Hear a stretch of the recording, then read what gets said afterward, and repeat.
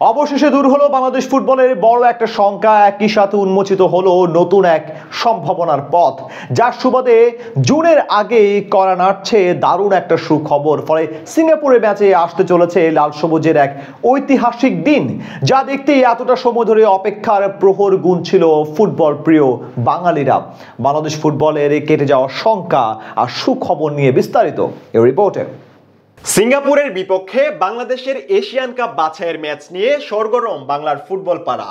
জুনের এই ম্যাচকে ঘিরে রীতিমতো জল্পনায় ভাসছে লাল সবুজের ফুটবল প্রেমীরা। এর আগে শিলংয়ে ভারত বাংলাদেশ ম্যাচে বাংলাদেশের জার্সিতে খেলেছেন ইংলিশ প্রিমিয়ার লিগের ফুটবলার হামজা দেওয়ান চৌধুরী। তার অসাধারণ পারফরমেন্সে ম্যাচের পুরো সময়টাতেই ডমিনেট করে খেলেছে বাংলাদেশ, তাও কিনা আবার সুনীল ছেত্রীদের মতো সামর্থ্যবান দলের সাথে, যা বিগত ইতিহাসে খুব একটা দেখা যায়নি বললেও চলে। তবে হামজার আগমনে বদলে গেছে চিত্রপট। বাংলাদেশের ফুটবলে লেখা হচ্ছে নতুন ইতিহাস। মূলত হামজা চৌধুরীর আগমনের পর থেকে জেগে উঠেছে বাংলার ফুটবল সমর্থকরাও। ফলে নতুন এক আমেজ পেয়েছে দেশের ফুটবল অঙ্গন। তবে এই আমেজের মাঝেও জুনের সিঙ্গাপুর ম্যাচ নিয়ে দানা বাঁধছিল কঠিন এক শঙ্কা। হামজার আগমনের পর থেকেই বাংলাদেশ জাতীয় দলে বাংলাদেশি বংশোদ্ভূত কিংবা প্রবাসী বাংলাদেশিদের খেলার আগ্রহটা প্রকট হয়, যেখানে বাংলাদেশের হয়ে খেলার আগ্রহ দেখান কানাডার জাতীয় দলে খেলা সামিত সোমো।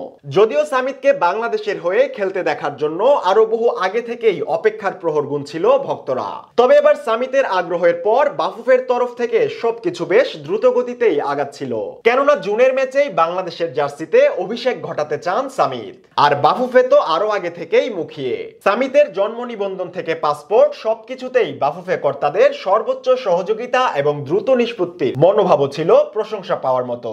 তবে এর মধ্যেই সামিতকে নিয়ে সবার মনে বড় এক শঙ্কার দানা বেঁধে চলেছিল, কেননা সামিত বাংলাদেশের জার্সিতে খেলতে চাওয়ার আগেই কানাডা জাতীয় দলের হয়ে ম্যাচ খেলেছেন। তাই সামিতকে পাওয়ার জন্য পাসপোর্ট বা ফিফার অনাপত্তিপত্র বাদেও আরো একটি গুরুত্বপূর্ণ প্রক্রিয়া ছিল। এর আগে হামজা চৌধুরীকে নিয়ে অবশ্য এমন শঙ্কার কিছুই ছিল না, কেননা ইংলিশ প্রিমিয়ার লিগে খেললেও কখনো ইংল্যান্ডের জার্সিতে খেলা হয়নি তার। ফলে পাসপোর্ট আর ক্লাবের এনওসি ছাড়া খুব বড় কোনো বাধা ছিল না হামজাকে পেতে। এদিকে সামিত যেহেতু কানাডার জার্সিতে আগেই ম্যাচ খেলে ফেলেছেন, তাই তাকে পেতে কানাডার ফুটবল ফেডারেশন থেকেও অনাপত্তিপত্রের দরকার। সেক্ষেত্রে শেষমেশ কানাডার পারমিশন পাওয়া নিয়েই নতুন শঙ্কা উকি দিচ্ছিল বাংলার ফুটবল আকাশে। তবে এবার অবশেষে দূর হলো সব ধরনের শঙ্কা। কানাডার ফুটবল ফেডারেশন থেকে আজই ছাড়পত্র মিলেছে সামিতের। ফলে বাংলাদেশের হয়ে খেলার জন্য আর কোনো বাধাই থাকছে না সামিতের সামনে। এখন শুধু ফিফার অনাপত্তিপত্র পেলেই জুনের সিঙ্গাপুর ম্যাচে হামজার সাথে দেখা যাবে সামিতকেও। ফলে সিঙ্গাপুরের এই ম্যাচেই ঐতিহাসিক একদিন দেখতে চলেছে বাংলার ফুটবল সমর্থকরা।